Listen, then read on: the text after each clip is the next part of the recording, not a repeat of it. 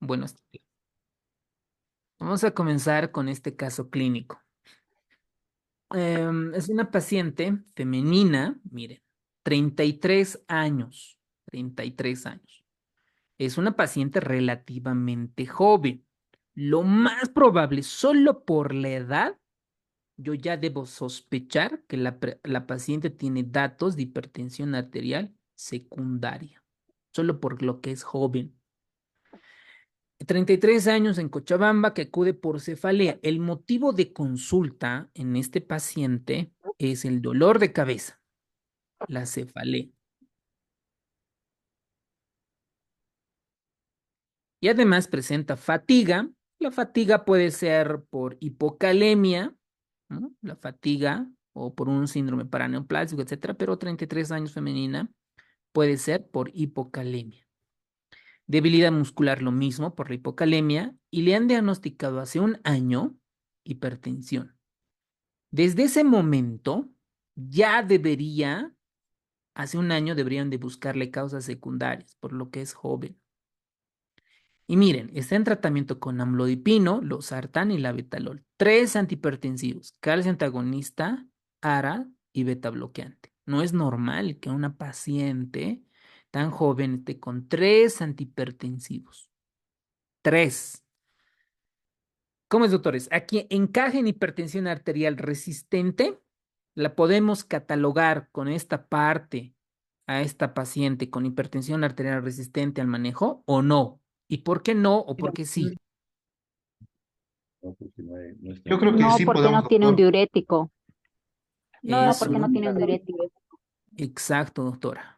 Porque dentro de su manejo no está incluida un diurético. Por lo tanto, no se la considera hipertensión arterial resistente. Muy bien, doctora.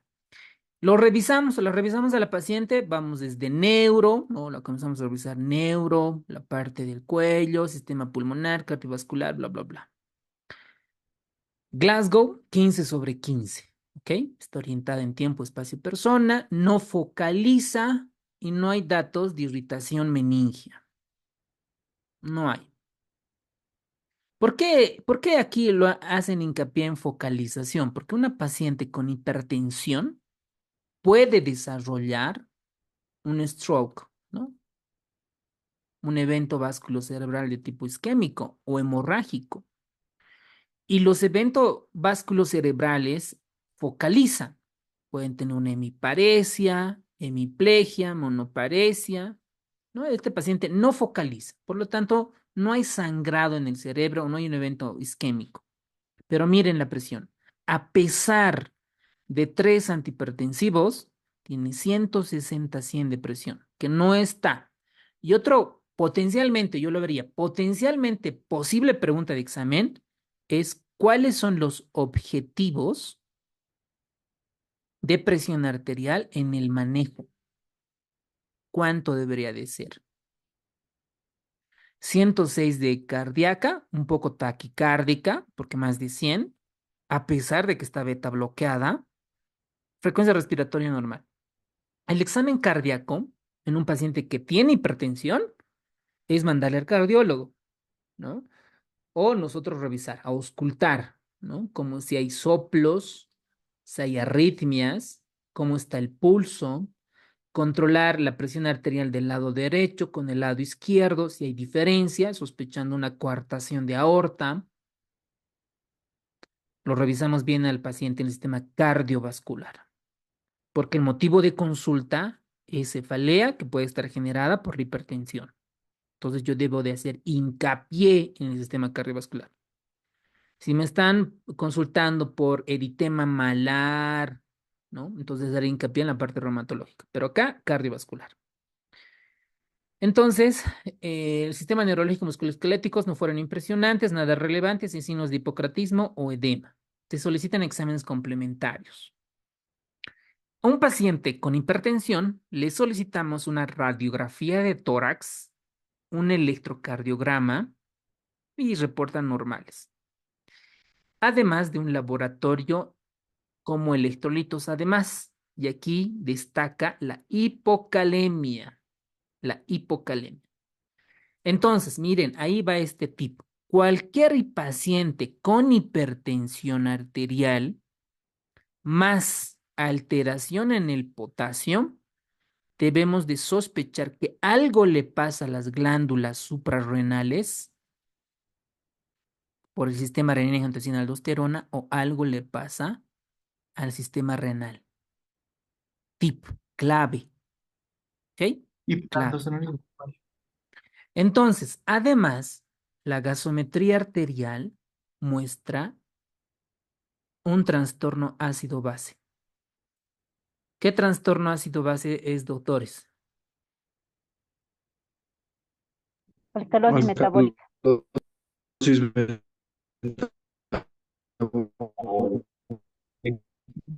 Exacto, muy bien. respiratoria. Si el Compensada. P... Ok, una alcalosis metabólica descompensada. Totalmente de acuerdo. Porque el pH está alcalótico. Un pH debería de estar entre 7,38 a 7,42. La paciente tiene 45 alcalosis. El bicarbonato debería de estar como 23, 24, ¿no? Debería estar 24. La paciente tiene 36. Por lo tanto, es una alcalosis metabólica. El CO2 un poco es irrelevante en este caso porque deberíamos ver las compensaciones, pero el pH ya está modificado. Por eso dices alcalosis metabólica no compensada. ¿Ok? La orina tiene 42 equivalentes, no sé de qué, pero tiene aquí tal vez probablemente sodio. Tiene un potasio de 23, cloruro de 51 y la osmolaridad 209. Está un poco baja. Y además a la paciente le solicitan aldosterona y renina, que reportan de aldosterona 97 nanogramos y renina de 0,19 nanogramos por ml hora. Obviamente estos valores probablemente sepan los endocrinólogos, ¿no? Pero un médico internista, un médico general, pues difícilmente puede recordar estos valores. Y esto es importante para ver los datos para comparar. Además, le midieron el cortisol de 11,7 y se calculó la relación de aldosterona-renina que fue de 510. Entonces, probablemente por el trastorno de ácido base y la hipocalemia, nos vayamos a la glándula suprarrenal y renal y nos estén dando indirectamente datos de hiperaldosteronismo. Hasta allí, para mí es una paciente con hipertensión no controlada, hipocalemia, alcalosis metabólica, que me hacen sospechar un hiperaldosteronismo. Hasta allí. ¿Todos están de acuerdo? ¿Alguien dice que es hipoaldosteronismo? No, si fuera hipoaldosteronismo sería hiperpotasemia. Exacto. Y acidosis metabólica, ¿verdad? Entonces, esta paciente estamos diagnosticando que tiene por algún lado hiperaldosteronismo. Hiperaldosteronismo. No sabemos si es primario o secundario, pero tiene hiperaldosteronismo. ¿Por qué? Alguien dirá, porque la aldosterona, para los que... La aldosterona, ¿cuál es la función? Reabsorción de sodio. Ya, Estimula la eliminación de hidrógeno. eso, muy Absorbe bien. sodio. Tienen que Y la anotarse. Los función que no saben, los que no les cuesta recordar, anótense esto. Esto es fisiología básica. La aldosterona lo que hace en el riñón es eliminar potasio, elimina potasio, por eso el paciente se queda hipocalemia. Además, elimina hidrogenión, por eso el paciente entra en alcalosis metabólica y genera reabsorción de sodio. Debería estar con hipernatremia. ¿Ok? Entonces acá, por alguna razón, hay una hiperfunción de la aldosterona. Todos de acuerdo, ¿no? Fácil, fácil. ¿Ok? La función de la aldosterona es excretar potasio, hidrogenión y reabsorber sodio. Eso no pueden olvidarse. Concepto básico de fisiología básica. Entonces, las preguntas que ustedes lo han leído en el PDF que les han enviado y vamos a definir cuándo es hipertensión. Clínicamente, cuidado esto en el examen, dicen, defina la hipertensión clínicamente, ¿ya? Sin puntos de corte. Clínicamente es el nivel de presión arterial en la cual el tratamiento que se emprenda disminuye las cifras de morbilidad y mortalidad. No da un punto de corte. Simplemente es cuando esa presión, ese punto de corte, disminuye la morbilidad y mortalidad. Entonces, esta hipertensión, cuando nosotros viene la paciente o el paciente a tu consulta, no es que la primera le dices, usted, señora, señor, tiene presión alta, sino tienes que tomar 2 o más lecturas de presión arterial en 2 o más visitas extrahospitalarias. E incluso las nuevas guías de hipertensión ya se emplean los mapas, presión arterial, monitoreo de la presión arterial. Entonces, para hacer diagnóstico necesitamos 2 o más lecturas en 2 o más visitas extrahospitalarias. Para pediatría, estos puntos de corte deben de estar con un percentil más de 95 adecuados a género, talla y edad. Ahora, miren estas dos clasificaciones. 21 edición, 20 edición. Y lo que dice el Colegio Americano de Cardiología, la AJA, y la Sociedad Internacional de Hipertensión y las otras definiciones. Entonces, miren, en el examen, bueno, la bibliografía hasta ahora, hasta hoy, es 20 edición. 20 edición. Probablemente, a ver, hasta septiembre, octubre, pues depende de los miembros de las entidades que controlan todo esto, deban de realizar la actualización de la bibliografía como todos los años. ¿Ok? Entonces, puede ser que la bibliografía no se actualice. ¿Cuál es mi argumento? ¿Cuándo ha salido el libro de Harrison de la 21 edición? ¿Qué año? Para el año pasado, para ganar tiempo, ya había el libro de la 21 edición. Ya había.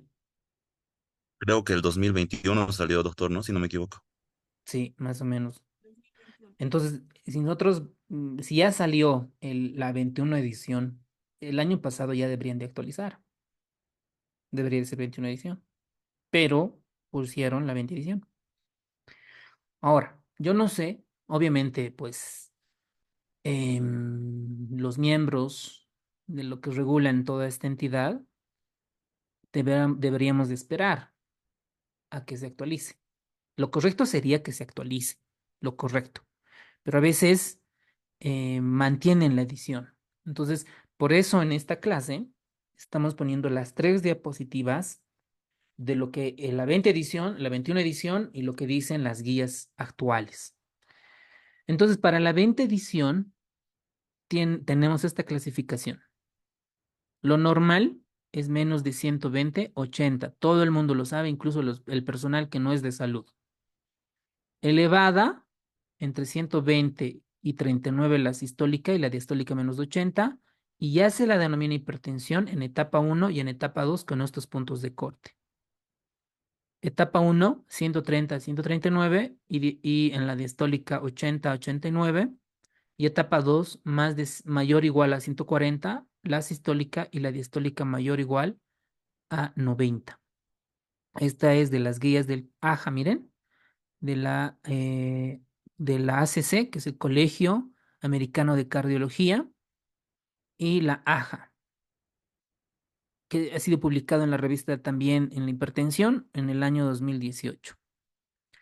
Veamos qué dice la 21 edición. La 21 edición. Mantienen estos puntos de corte, ¿no? Más para hipertensión, etapa 1 y la etapa 2, que la mayor parte nos van preguntando. Mayor a 140, igual a 190. Y sobre todo es ver la referencia bibliográfica. Por ejemplo, en la 21 edición se mantiene, por ejemplo, veamos esta, Esta es del año 2018. Si ustedes revisan la referencia bibliográfica, esta es igual reportada del 2018.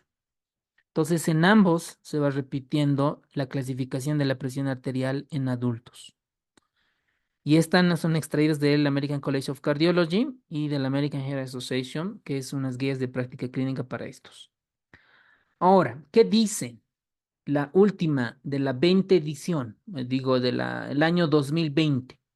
La Sociedad Interamericana de Hipertensión y el último consenso del año 2014, el octavo consenso, se la denomina hipertensión en adultos mayor o igual a 140, la sistólica, y la diastólica mayor o igual a 90 milímetros de mercurio. ¿Ok? Mientras que el Colegio Americano de Cardiología y la AHA está más de 130, 80. Para el examen, nosotros van a comenzar a recordar hipertensión, ya se la considera más de 130, 80. ¿Ok? ¿Cuándo es hipertensión? Más de 130, 80. Eso no se pueden olvidar para el examen. Hipertensión en niños se la clasifican puntos de corte menos de 13 y mayor o igual a 13 años. Menos de 13 años está mayor o igual a percentil de 95 o mayor a 130, 80. Esto para pediatría. En menos de 13 años. Mayor o igual a 13 años, hipertensión arterial sistólica, mayor o igual a 130 y la diastólica mayor o igual a 80. Y la clasificación que todo el mundo la sabe es hipertensión primaria cuando no tenemos una causa identificable. Y secundaria, pues secundaria a algo, ¿verdad? Y la hipertensión resistente, la que estábamos debatiendo. Hipertensión que permanece no controlada, mayor a 130-80, miren, el punto de corte, 130-80, que coincide con esto. Miren, hipertensión en etapa 1, mayor a 130-80, a pesar mayor o igual con 3 antihipertensivos o que requiere mayor a 4 medicamentos. En Harrison incluye que una de estas debe de ser un diurético, ¿ok? Para complementar nuestra bibliografía. Bueno, entonces, Una preguntita, dale, dale. porfa. En la clasificación dice elevada, dice de 120 a 139 en una diapositiva anterior. ¿No debería ser 120, 129? Porque si fuera 139 estaría ya clasificado como etapa 1. Sí, es correcto, doctor. Es correcto. Ya, gracias. Sí, sí, Gracias, sí. doctor. Para que vean, hasta el libro de Harrison se confunde. Nadie es perfecto. Muy buena observación. Es 129 acá.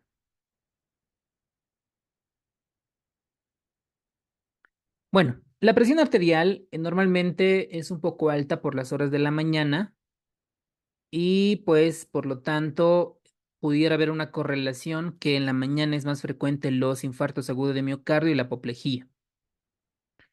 Y tenemos dos otras definiciones, que es la hipertensión de bata blanca y la hipertensión enmascarada.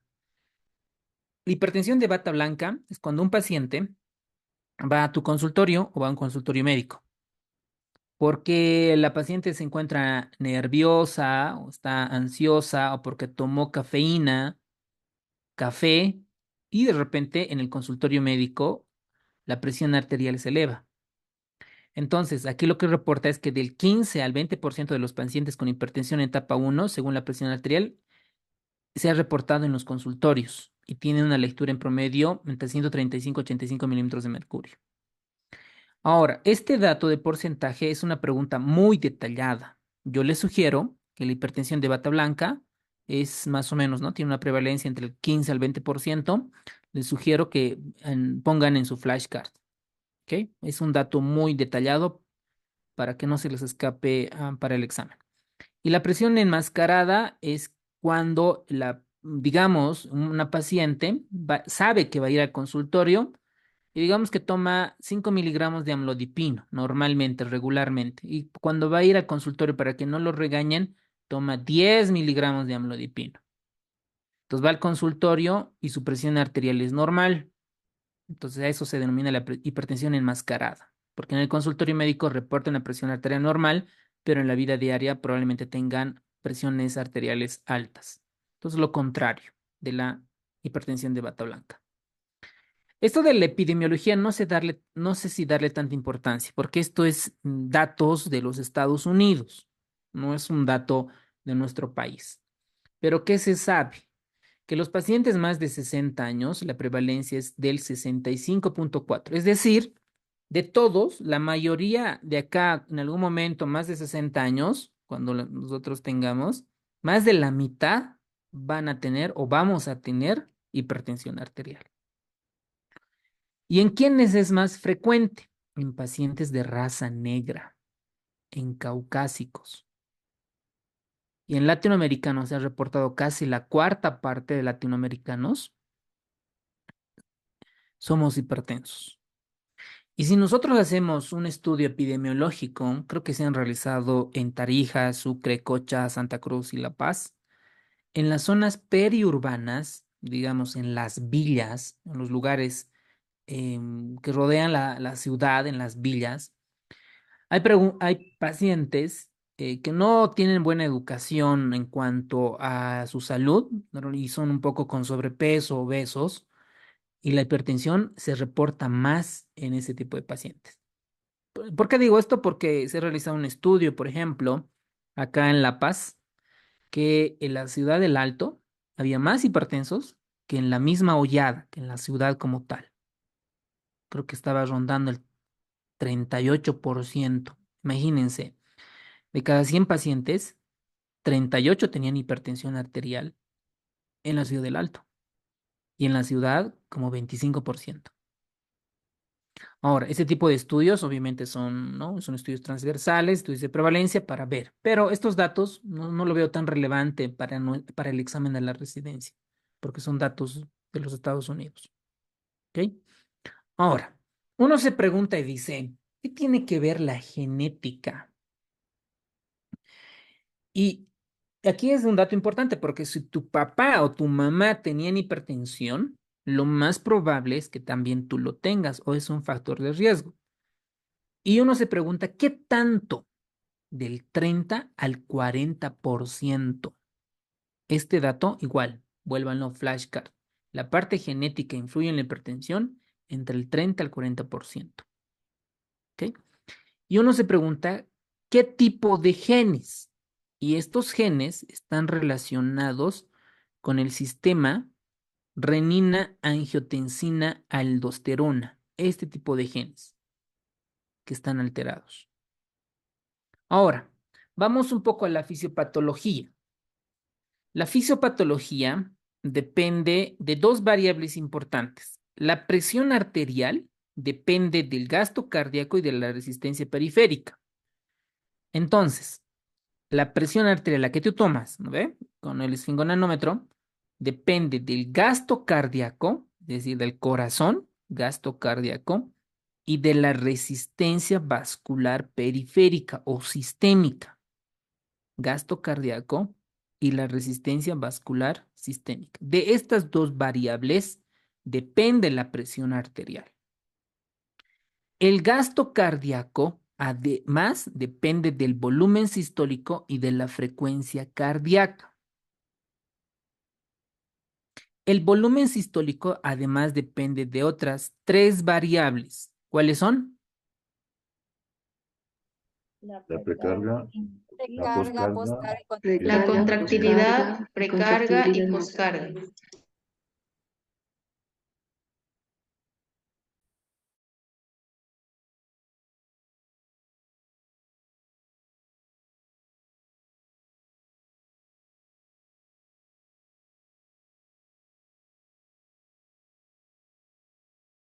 Exacto.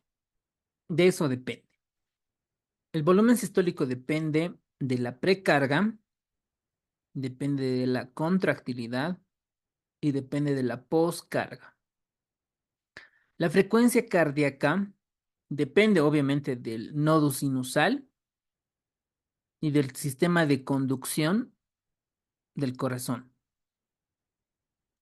Ahora, la resistencia vascular, estos vasos sanguíneos, la parte periférica, depende de la estructura, ¿no? Todo lo que es el endotelio, la túnica media, la adventicia, la estructura como tal y la función vascular. Por ejemplo, el óxido nítrico, que es una sustancia vasodilatadora, depende de las prostaglandinas, de las bradicininas y otros componentes. Si un paciente tuviera aterosclerosis, obviamente la estructura vascular se altera y no tiene o disminuye la distensibilidad vascular.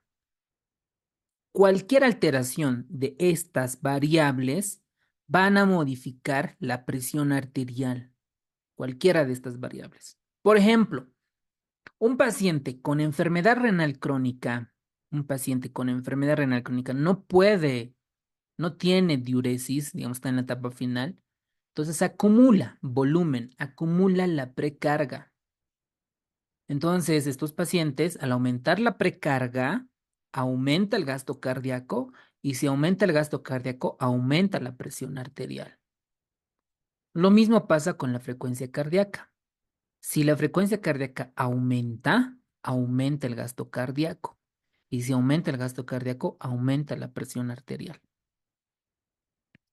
Lo mismo pasa en la estructura vascular. Si un paciente está con aterosclerosis, disminuye la distensibilidad vascular, aumenta la resistencia periférica y por lo tanto aumenta la presión arterial. Entonces, una vez que yo entiendo la fisiología, cómo funciona la presión arterial, puedo hacer el manejo.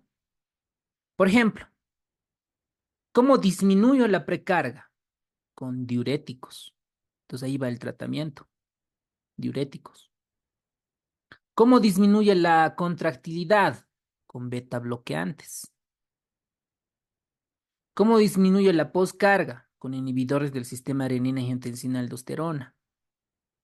¿Cómo disminuyo la frecuencia cardíaca? Con beta bloqueantes. ¿Cómo puedo aumentar la distensibilidad del sistema vascular? Con nitroglicerina, nitroprusiato. ¿Me dejo entender? Entonces, depende, ¿no? ¿Dónde puedo controlar? ¿Cómo puedo controlar la presión arterial? Entonces, habíamos visto que una de las variables de la presión arterial es también el volumen intravascular. El volumen intravascular básicamente está relacionado con la precarga, ¿ok? Con la precarga. Entonces, se dice que los riñones es un punto blanco como causa de hipertensión. Ahorita esto lo vamos a ver en hipertensión arterial secundaria. Y para esta precarga, para este volumen vascular, depende del sodio, depende de la glucosa y también depende de otros metabolitos como la urea, que esto indirectamente nos va a dar la osmolaridad plasmática. Ahora, ¿por qué es tan importante el consumo de sal? ¿Por qué en el manejo debemos disminuir el consumo de sal? ¿Por qué? Porque el cloruro de sodio, cloruro de sodio, la sal, aumenta la precarga, aumenta el volumen intravascular. Si aumenta la precarga, ¿no? Si aumenta la precarga, aumenta el volumen sistólico. Si aumenta el volumen sistólico, aumenta el gasto cardíaco y por ende aumenta la presión arterial. Por eso el cloruro de sodio aumenta la osmolaridad y por ende el volumen intravascular. ¿Ok? Por lo tanto, el flujo sanguíneo va a depender de la presión del lecho vascular sobre la resistencia vascular. De eso depende. Entonces, el cloruro de sodio activará mecanismos nerviosos endocrinos paracrinos vasculares incrementando la presión arterial. Básicamente tienen que ver cómo se activa, cómo el cloruro de sodio aumenta la precarga y por ende la presión arterial. Y en este mecanismo está la presión arterial por natriuresis. Significa que cuando el riñón detecta cierta cantidad de cloruro de sodio, va a comenzar a eliminar dicho sodio para evitar el aumento de la presión arterial. ¿Ok? Entonces, una para que la presión arterial se vaya regulando es el volumen intravascular que depende de cloruro de sodio. ¿Ok? Perfecto. Otra es el sistema nervioso autónomo. El sistema nervioso autónomo, ustedes saben que tenemos dos, el simpático y el parasimpático. El parasimpático normalmente tiene la tendencia de aumentar la presión arterial y el parasimpático de normalizar o un poco disminuir la presión arterial. ¿Y esto de qué depende? De los receptores. Los receptores alfa normalmente tienen la tendencia de hacer vasoconstricción. Y si realiza vasoconstricción, por ende, aumenta la presión arterial. Aumenta. ¿Quiénes actúan en los receptores alfa? La noradrenalina principalmente y también en los receptores beta la adrenalina y otros beta adrenérgicos. Ahora, los receptores alfa 2 habíamos comentado que estas generan vasoconstricción y reabsorción de sodio. Y por lo tanto, si reabsorbe sodio, aumenta la precarga y si aumenta la precarga, aumenta el gasto cardíaco y la presión arterial. Y los alfa 2 inhiben la liberación de la noradrenalina para evitar la función de estos, ¿no? El beta 1 aumenta el gasto cardíaco y estimula la liberación de la renina. Y el beta 2 es un broncodilatador, principalmente porque relaja los músculos lisos de los vasos. Entonces, ¿qué debo yo de recordar para el examen? Que los receptores alfa, sobre todo el alfa 1, produce vasoconstricción. Y los beta 1 aumenta el gasto cardíaco. Y los beta 2 son broncodilatadores. Esos son conceptos básicos de fisiología básica. Otro mecanismo que tiene que ver con la regulación de la presión arterial es el sistema renina-angiotensina-aldosterona. Creo que todas las dominan esto, ¿no? Son temas básicos, ¿no? Por ejemplo, ¿quién sintetiza el angiotensinógeno? Pulmón. No, Perdón, el hígado. El hígado. eso muy bien. El hígado, tu hígado, sintetiza, crea el angiotensinógeno. Y este angiotensinógeno se convierte en angiotensina 1 porque parte, escinde dichos aminoácidos. Pero ya no les voy a preguntar en qué enlace, ¿no ven? Pero por lo menos saber quién sintetiza la renina. Glándula suprarrenal. Sí. Suprarrenal, las células yuxtaglomerulares. De la Y glándula las suprarrenal. células, y las Arterias glán- renal aferentes. y las células yuxtaglomerulares están en la suprarrenal. Señor. Exacto. Muy bien, doctora. Riñón. La renina se sintetiza en los riñones. Alguien dijo las células yuxtaglomerulares. Miren, la arteriola aferente hace su glomérulo, el ovillo, y tenemos la arteriola eferente. Este es un glomérulo, una nefrona. Entonces, esta arteriola aferente tiene a su costado unas células especializadas. Hay unas células bien bonitas. Estas células son denominadas las yuxtaglomerulares. Yuxta significa al lado. ¿Al lado de quién? Del glomérulo. Por eso es yuxtaglomerular. Estas células yuxtaglomerulares en el riñón sintetiza la renina. Y la renina es lo que hace es convertir el angiotensinógeno en angiotensina 1. Esta angiotensina 1 no tiene una función potente, ¿verdad? Entonces viene aquí la enzima convertidora de angiotensina, esta enzima, enzima convertidora de angiotensina. La angiotensina 1 la convierte, la escinde en dichos aminoácidos en angiotensina 2. Pregunta para ustedes. ¿Dónde se sintetiza la enzima convertidora de angiotensina o denominada sinenasa 2? Pulmón. En los pulmones. A nivel Eso, pulmonar. Pulmón. muy bien. ¿Qué células? Ya tampoco, ¿no? Neumocitos tipo 2. Endo- Un osito tipo. Ya, muy bien. Entonces, en el pulmón se sintetiza esta enzima y ahí se convierte la angiotensina 2. La angiotensina 2 tiene en dos puertas donde actuar. Dos puertas tiene.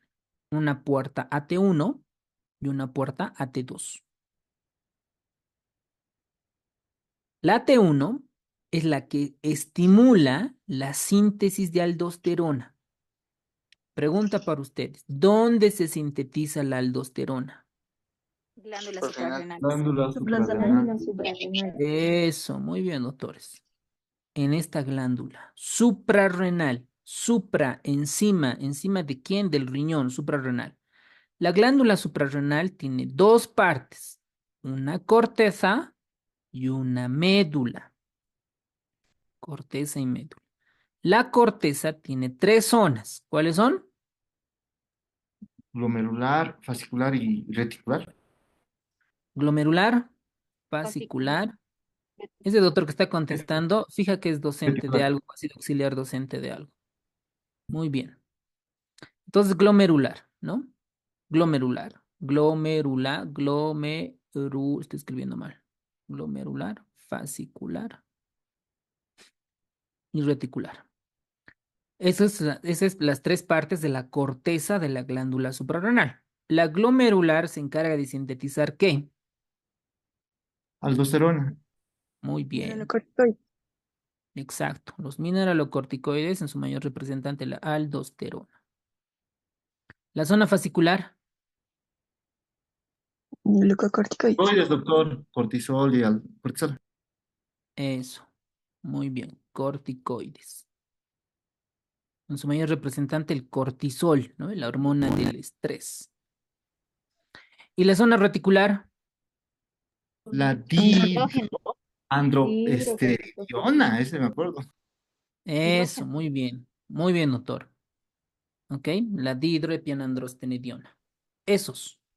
Esos conceptos que acabamos de revisar no están en Harris, pero se supone que ustedes están dominando porque esto es fisiología, histología, lo básico, lo que se lleva en primer años de medicina. Entonces, ¿por qué he querido repasar esto? Porque en la zona glomerular de la glándula suprarrenal se genera la aldosterona. Y en nuestro paciente algo le pasaba en la aldosterona, ¿no ve? ¿Y cuál es la función de la aldosterona? Repitan, habíamos comentado. ¿Qué función es? Absorber sodio y expresar potasio. Potasio, reabsorber Sodio y expresar sodio, potasio. elimina hidrogeniones. Eso, muy bien, doctores. Eso es lo que hace la aldosterona. Absorber sodio, excretar potasio e hidrogeniones. Muy bien. Y obviamente de todo este sistema, ¿no? Muy bien. Ahora, a la enzima convertidora de angiotensina, alguien la tiene que controlar. Lo mismo hace con las bradicininas. Esta enzima convertidora también a la bradicinina lo inactiva. Normalmente la bradicinina es una sustancia vasodilatadora. Pero esta enzima también a esta bradicinina lo inactiva a péptidos inactivos. Bueno, ¿qué tienen que saber con relación a la angiotensina 2? La angiotensina 2 es un potente vasoconstrictor. Uno, así, angiotensina, vasos sanguíneos, angiogénesis, ¿no? Tensina de tensión, o sea, hace una tensión en los angios, en los vasos sanguíneos. Pero además tiene la función de captar sodio, de retener sodio. ¿A través de quién? A través de la aldosterona de su amiga. O sea, aprieta los vasos sanguíneos y además retiene sodio, aumenta la precarga. Por eso, cuando se activa el sistema renina-angiotensina-aldosterona, se activa, sube la presión arterial potente, sube la presión arterial. Por eso, cuando hacemos el manejo de la hipertensión arterial, es comenzar con un ARA o YECA2, porque este sistema de renina-angiotensina lo vamos a decir, stop, ¿no? No funciones tanto, porque tu mecanismo es muy potente para aumentar la presión arterial. ¿Ok? Por eso usamos enalapril, losartán, candesartán, bla, bla, bla, bla, bla, bla, bla, bla, bla, para inhibir ese sistema renina-angiotensina-aldosterona. ¿Ok? Hasta ahí creo que todos han entendido. Los mecanismos vasculares, ¿ok? En este caso la resistencia arterial periférica, va a generar, ¿no? Y remodelación, apoptosis, inflamación, va a haber funciones moduladas del pH intracelular, mayor penetración de sodio, bla, bla, bla. El punto es que va a aumentar la precarga. Va a aumentar la precarga, preferentemente. Mecanismos también para la regulación de la presión arterial y generación de hipertensión. Se han generado mecanismos inmunitarios, inflamación, cosa que actualmente no tenemos claras las cosas, ¿no? Porque ya se hubieran desarrollado fármacos contra esto para controlar la presión arterial. Pero lo que sí sabemos que sí se generan especies reactivas de oxígeno que intensifican más la inflamación, modificando la función de los linfocitos T. ¿Ok? Entonces, en resumen, hasta allí sabemos qué es hipertensión, la clasificación y cómo se controla la presión arterial. Tenemos el gasto cardíaco, la resistencia vascular sistémica, tenemos sistema nervioso autónomo simpático, el sistema renina-angiotensina, el volumen intravascular, ya lo sabemos, cómo se van controlando la presión. Ahora, ¿por qué es tan mala la hipertensión? ¿Por qué es malo tener presión alta? Porque me genera enfermedad en el cerebro,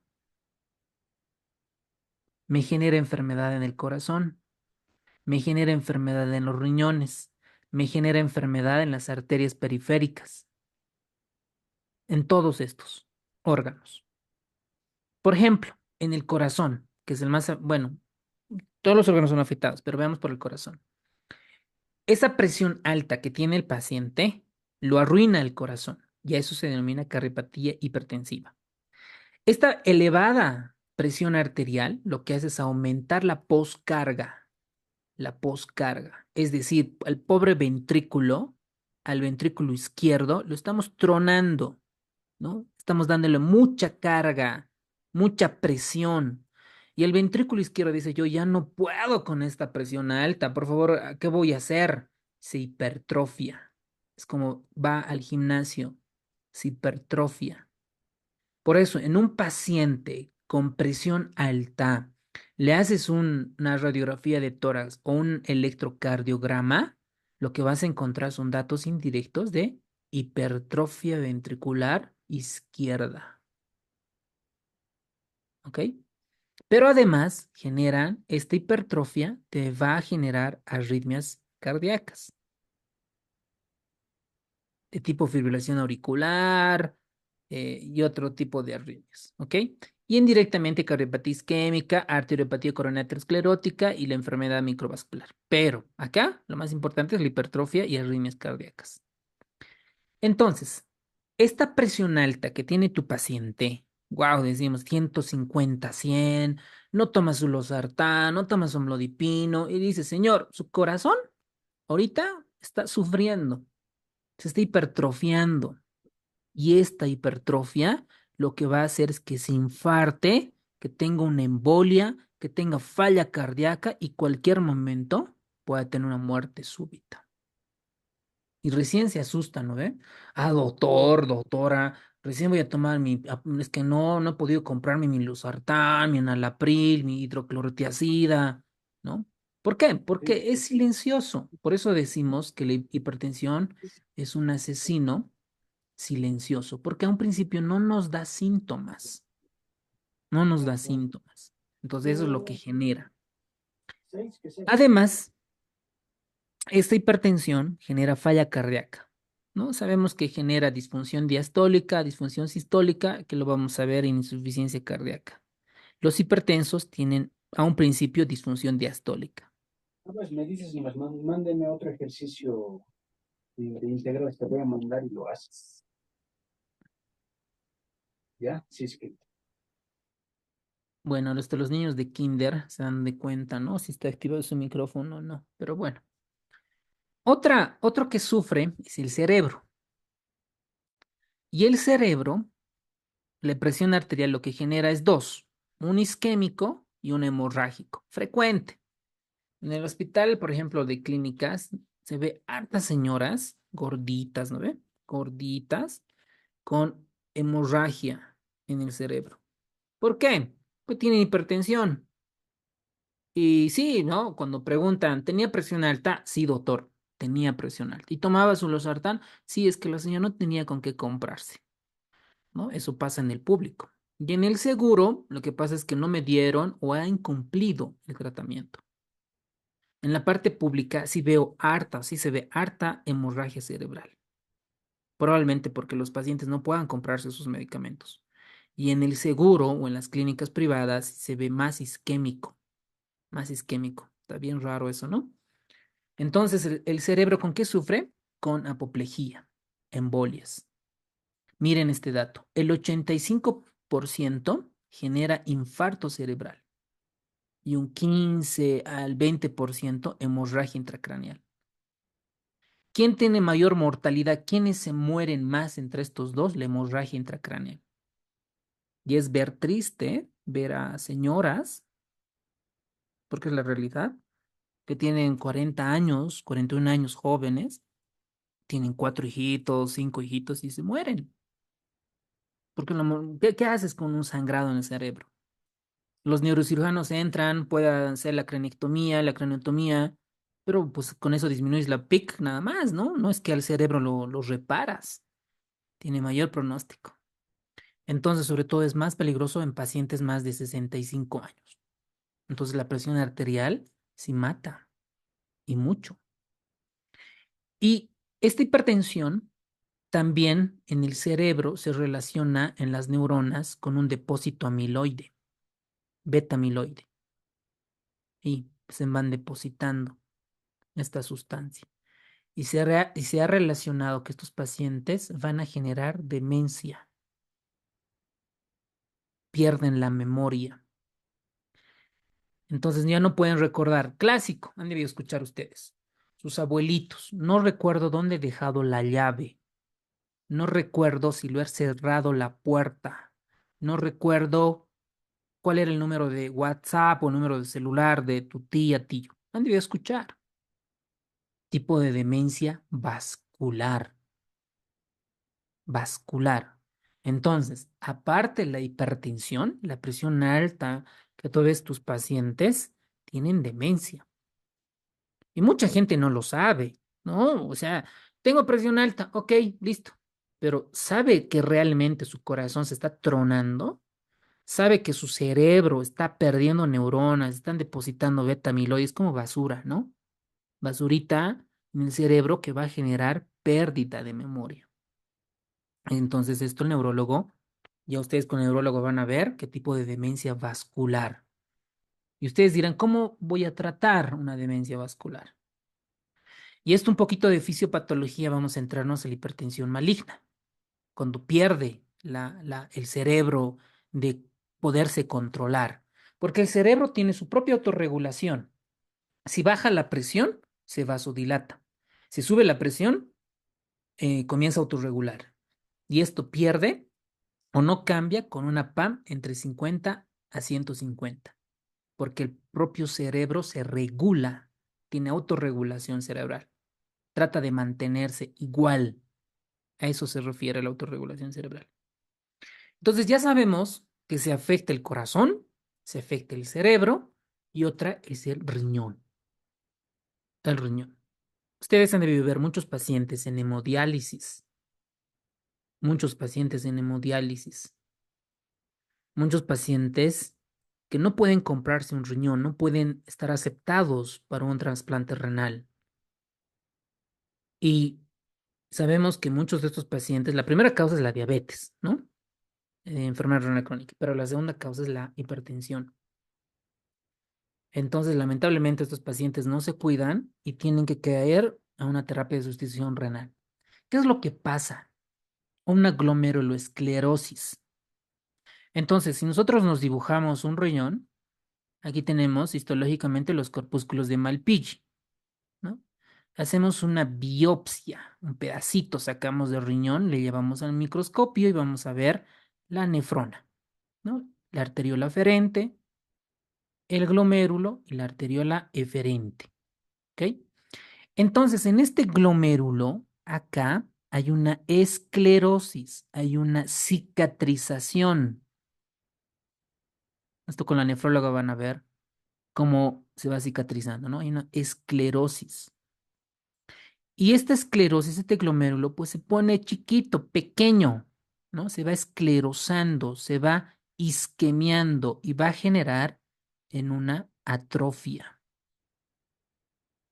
Por eso es que los riñones de los hipertensos se ven más pequeños que un riñón normal. Y esto va a pregunta clásica, ¿no? ¿Cuánto mide un riñón normal? De largo, de espesor y de enteroposterior. ¿Cuánto mide?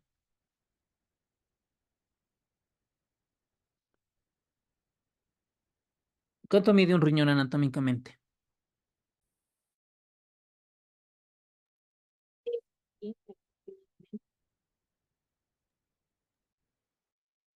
De 9 a 12 centímetros. 12 De 8 a de 10 longitud, de 8 a alto. 12. transversal y 3 de espesor. 3 de ancho y 3 de espesor. con 3, 6, 12.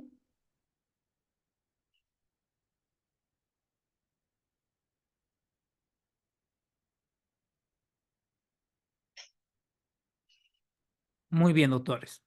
Entonces, un paciente que tiene nefropatía hipertensiva, estos datos se van alterando, están atrofiados. Por eso es importante, un paciente con presión alta, pedir una ecografía renal de vías urinarias para corroborar qué tanto afectados están los riñones. Entonces, hay una entidad que se denomina la hipertensión arterial maligna. Lo que pasa es que en esta arteriola aferente se produce una necrosis fibrinoide. Acá, en esa arteriola.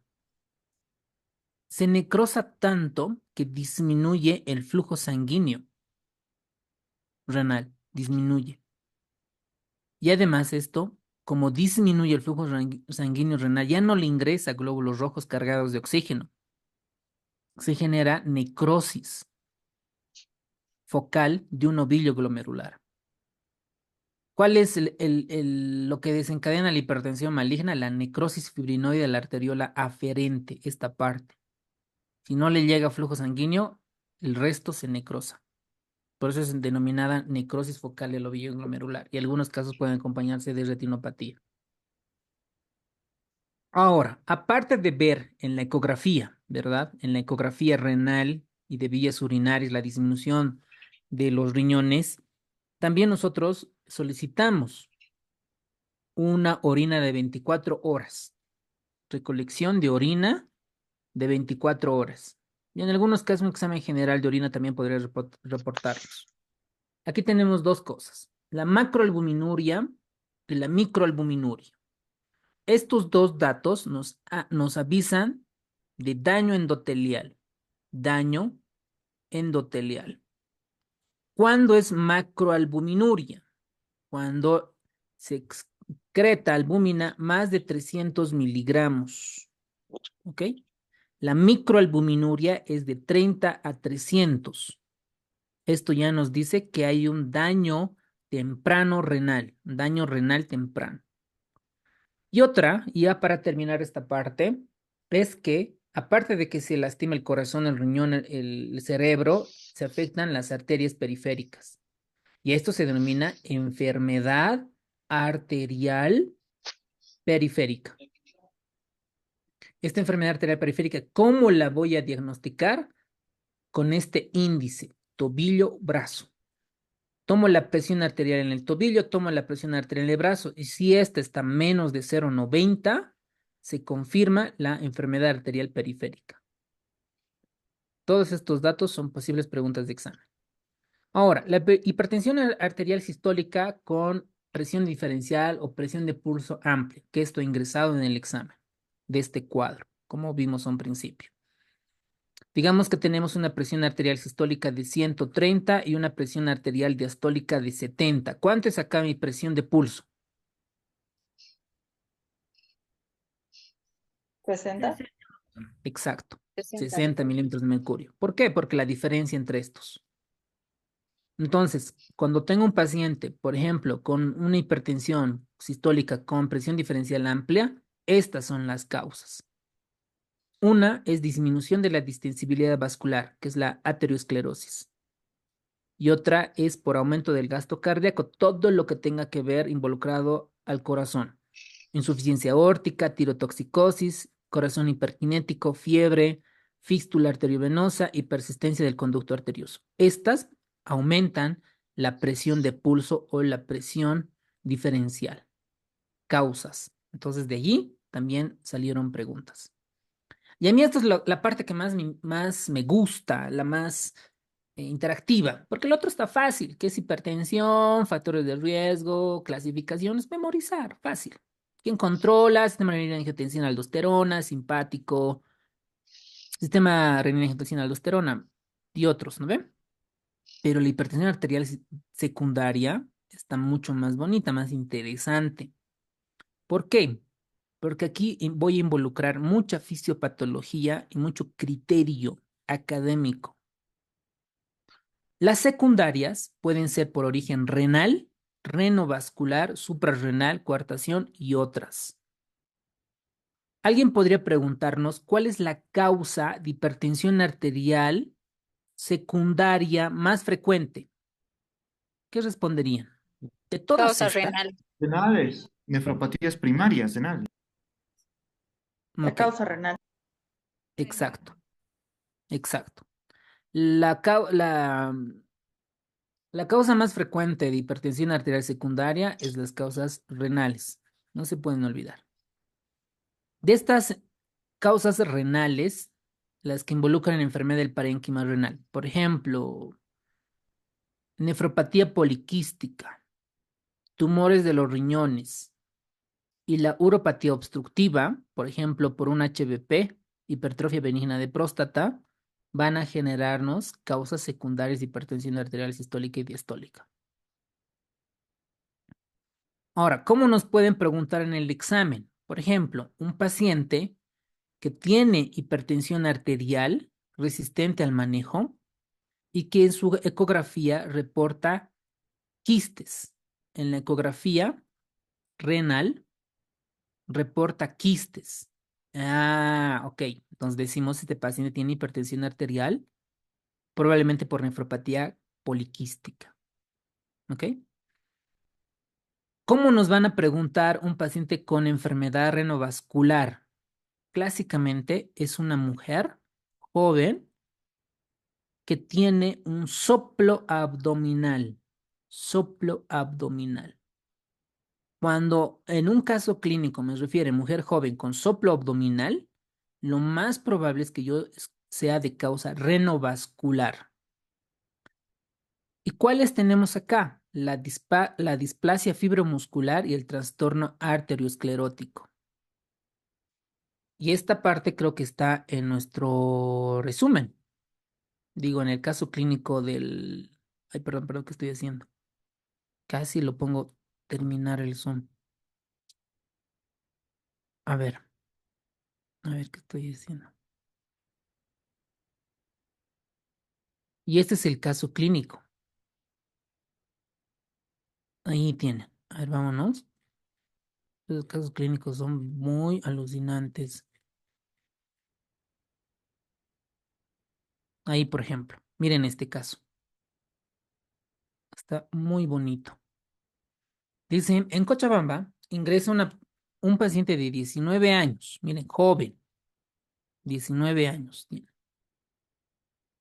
Y en la cual, dice, se presenta en el hospital por un examen físico deportivo. Este es otro caso clínico. El paciente no ha presentado ningún problema de salud hasta el momento. Su presión arterial es de 145/95, bilateralmente en 3 ocasiones distintas. La presión arterial de las extremidades inferiores también está elevada, teniendo como antecedente que el padre, el tío y el abuelo con hipertensión, su padre y su abuelo también padecen una enfermedad renal crónica. Miren, renal crónica. Puede tratarse de una hipertensión arterial secundaria. Con base a esta información, el médico ordenó un ecocardiograma y una ecografía abdominal. El ecocardiograma dio como resultado normal. ¿Cuál es la razón más probable para solicitar una ecografía abdominal? Dice, miren, ecografía abdominal. Arteria, estenosis de la arteria renal, displasia fibromuscular, riñones poliquísticos o coartación de aorta. Miren el justificativo de este caso. En los cercanos, los antecedentes familiares de hipertensión e insuficiencia renal hacen el diagnóstico de poliquistosis renal. Entonces, ¿cuál es la causa más frecuente de hipertensión arterial? Secundaria, problemas renales, específicamente del parénquima. En este caso, se trata de poliquistosis renal. ¿Ok? Ahora, ¿en quién voy a sospechar estenosis de la arteria renal, por ejemplo? En un paciente anciano, por ejemplo, más de 65 años, y que tenga un soplo abdominal. ¿En quién voy a sospechar displasia fibromuscular? En una mujer joven, dama, mujer joven. Coartación de aorta, ¿en quién? Obviamente cuando tomo la presión arterial en ambos brazos, que sean diferentes. Pero acá, como el padre, el abuelo tienen enfermedad renal crónica, hipertensión, lo más probable es que se trate de riñones poliquísticos. Entonces, un caso, o sea, de todas estas se puede armar, se arma casos clínicos bonitos, importantes. Doctor, pero la observación es que la estenosis de la arteria renal, o sea, la, ¿cómo es esto? ¿Puede colocar el otro, por favor, doc? ¿Cuál? ¿El caso clínico? Sí, por favor, doctor. Ya.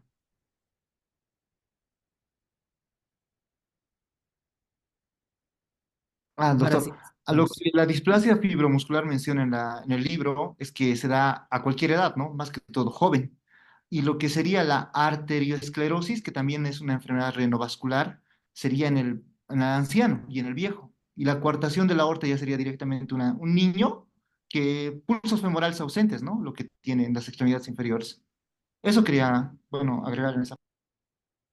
Totalmente de acuerdo, doctor. Muchas gracias. Bien, bien. Buenísima. Muy bien. Ahora,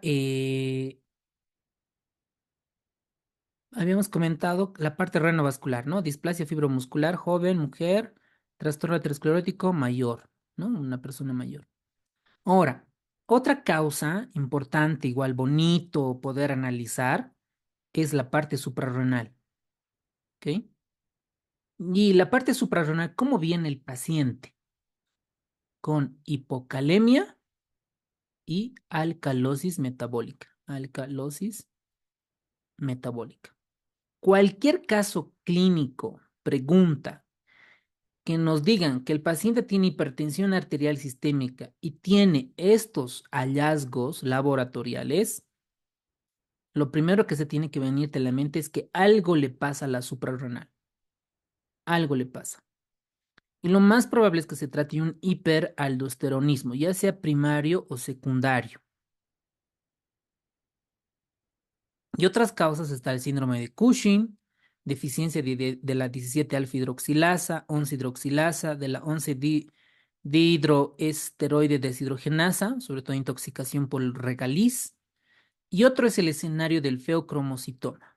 El feocromocitoma normalmente es un varón joven que viene por una cefalea importante. Y acá, para nosotros diagnosticar, necesitamos catecolaminas, ya sean en orina o también séricas, las metanefrinas. Entonces, ahí vienen los casos. Entonces, de hipertensión arterial secundaria, se pueden armar bonitas preguntas para que analicen, cosa que en el examen no, falta un poquito, ¿no? Mientras que la coartación de aorta es que la presión arterial en ambos brazos son desiguales, si vale el término. ¿Cómo viene un paciente con apnea obstructiva del sueño? Dicen, el caso clínico, el paciente tiene ronca o tiene periodos de apnea, ¿no? Había un residente, a ver, sí, debe ser como hace un año, había un residente así alto, gordito, y tenía periodos de apnea. ¿Sí? Respiraba así, ¿no? Como dice el libro, ¿no? Rápido, comenzaba a respirar y de repente no respiraba, se quedaba quieto. Eran como 38 segundos más o menos. Entonces, estos pacientes, el apnea obstructiva del sueño genera también hipertensión. Lo más probable que ese residente tenía hipertensión. ¿M? Pero solo darle losartán, enalapril, hidroclorotiazida no resolvía el cuadro de su hipertensión. En este caso, tiene que resolver la apnea obstructiva del sueño, ¿no? Con presión positiva en la vía aérea, esto ya indicada por el neumólogo. Eso de preeclampsia, eclampsia, ustedes ya la dominan, ¿no? El único antecedente es el embarazo. Las causas neurógenas, y estos ya son un poco infrecuentes, ¿no? No se ven tanto. La verdad es que nunca he visto. Algún caso he visto de hiperaldosteronismo, ¿no? Y coartación de aorta en pediatría. Pero los otros, no, la verdad es que nunca lo he visto. No sé si ustedes han tenido la oportunidad de ver, por ejemplo, un síndrome diencefálico, una disautonomía familiar, una porfiria aguda, ¿no? No sé si han tenido la oportunidad de verlas, en mi caso no, pero ahí tenemos como teoría. El hipotiroidismo, miren, tanto el hipotiroidismo como el hipertiroidismo, ambos generan hipertensión, la hipercalcemia, la acromegalia. Fármacos, los corticosteroides, clásico ver, ¿no? Por ejemplo, hay mucho médico que le da corticoide a todo, incluso las farmacéuticas, ¿no? Es que, no, tiene resfriado, ¿no? Tiene resfrío. ¿Para qué da más corticoides? Para el dolor lumbar, ¿no? Porque está inflamado su garganta, ¿no? Tiene faringitis. Y de repente están con corticoides, les dan dexametasona todavía, 8 miligramos, de 6 miligramos, ¿no? Con su antibiótico, con ceftriaxona, penicilina, incluso les dan cefalosporinas de tercera generación, fatal el manejo, ¿no? Pero no sabe, no pregunta que la paciente tiene hipertensión, no pregunta que tiene diabetes. Y si le damos corticoides, Dexa, por ejemplo, a un paciente que acude por resfrío, la Dexa, por el aumento del azúcar, porque es parte de la osmolaridad, va a aumentar la presión. Y 2 días aparece en emergencias o en terapia intensiva o en neuro con hemorragia intracraneana. Todo porque alguien le dio dexametasona. O pacientes con diabetes y el glucocorticoide aumenta el azúcar y vienen con cetoacidosis diabética o con un estado hiperosmolar a la emergencia, a la terapia intensiva. Entonces, ojo, cuidado con los corticoides. Tienen indicaciones claras los corticoides. Y si van a prescribir hidrocortisona, metilprednisolona, dexametasona, ¿no? Ojo, ver su presión arterial y ver cómo está su hemoglobina glucosilada o su azúcar. Porque esto sí lo va a matar. ¿Ok? Los descongestionantes, por ejemplo. A ver, ahorita hay mucho paciente con resfrío, ¿no? En Santa Cruz, en Cochalapa, en todos los departamentos, está por las temperaturas, etcétera.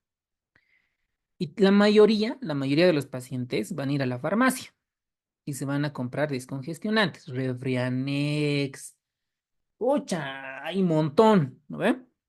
Esos medicamentos, ¿qué tienen? Por ejemplo, a ver, uno de esos descongestionantes, ¿qué tiene? Pseudoefedrina. Eso, eso. Muy bien, doctor, gracias. Pseudoefedrina. Y la pseudoefedrina es un vasoconstrictor, vasoconstrictor. O sea, eso necesitamos para que disminuya la rinorrea, el moco, necesitamos un vasoconstrictor, la pseudoefedrina. Pero la pseudoefedrina no solamente pues actúa a nivel nasal, actúa a nivel sistémico. Entonces, si tu paciente no está controlada la presión arterial, eso es lo que tienes que decirle, ¿no? Señor, pues usted va a tomar este descongestionante, bueno, tome este, pero tiene que controlar su presión arterial. Y lo más probable es que los descongestionantes le aumenten la presión arterial y tenga que subir la dosis de los antihipertensivos. ¿Ok? También se han descrito los anorexigenos, la ciclosporina, los antidepresivos tricíclicos, los inhibidores de la monoaminoxidasa, la eritropoyetina, los AINES. Miren acá. No, es que me duele la cabeza, me duelen los pies. Una señora de 50 años tiene presión alta y le damos ibuprofeno, naproxeno, ketorolaco, dosis altas y le sube la presión arterial. Y la presión arterial no se juega, ¿no? Habíamos dicho que genera crisis hipertensivas y puede tener hemorragia intracraneana, un evento vasculocerebral tipo isquémico. Muy bien, señor. Estas son las causas secundarias. Esto es lo más bonito. Aquí tenemos hipertensión primaria, es lo más frecuente, ¿no? Esto es lo que vemos, lo más frecuente en nuestro medio. Ahora, vamos a hacer un poquito más detallado. En 10 al 15% de los pacientes van a tener elevada la renina, ¿no? La que han comentado, las células yuxtaglomerulares, bla, bla, bla, bla, bla, bla. Y el 25% van a tener concentraciones bajas. ¿Esto han preguntado en los exámenes? No, pero es importante saber. Vuélvanlo flashcard. Consejo, consejo. De hipertensión primaria, pónganle bajas. ¿Por qué? Por el manejo clínico. En muchos de los pacientes van a tener obesidad, síndrome metabólico, bla, bla, bla, van a tener nefropatías renales, glomerulopatías, y la hipertensión renovascular va a estar ocasionada por una lesión oclusiva en la arteria renal, en los ancianos por aterosclerosis y en los individuos jóvenes por displasia fibromuscular. Y la mitad de los pacientes van a tener soplo abdominal, soplo en el flanco. Y el diagnóstico la vamos a realizar con gammagrafía con radionuclócido y ortoiodipurato, o también con ecodoppler, ¿no? También es que está escrita ecodoppler renales. Ahí por los índices de pulsatilidad nos podemos dar de cuenta que tiene hipertensión renovascular. Ahí está, ¿no? La ecografía Doppler. Y también, ya aún por métodos invasivos, para valorar cómo está las arterias renales con angiografía por resonancia y gadolinio. Y el tratamiento, como sé que el riñón, los riñones, cuyas arterias renales están obstruidas, ¿no? Están obstruidas por aterosclerosis por displasia, se realiza la angioplastia renal transluminal percutánea. La verdad es que nunca lo he visto, ¿no? Esto probablemente lo realicen los cirujanos vasculares o los imaginólogos intervencionistas en hipertensión renovascular. Pero, pues ahí está como teoría la angioplastia renal transluminal. Y en este tipo de pacientes es importante que estén tratados con inhibidores de la enzima convertidora de la angiotensina, ¿no? Enalapril y otros. Y otra causa de hipertensión es el hiperaldosteronismo primario, que ya comentamos, ¿no? Está menos del 2% al 15% en pacientes hipertensos. Es decir, de 100 pacientes que estás manejando con hipertensión arterial sistémica, del 2 al 15 de tus pacientes van a tener algún tipo de aldosteronismo primario. ¿En quiénes vamos a sospechar? En pacientes que no se pueden controlar con presión, con fármacos, este tipo con fármacos antihipertensivos normales. o habituales. Y la proporción entre la aldosterona y la actividad de la renina, ambos están alteradas. ¿Ok? Y para hacer el estudio, la aldosterona se debe descontinuar unas 4 o 6 semanas antes. Ahora, normalmente la causa de hiperaldosteronismo primario suele ser un adenoma productor de aldosterona, esto en la glándula suprarrenal, o hiperplasia de ambas glándulas suprarrenales.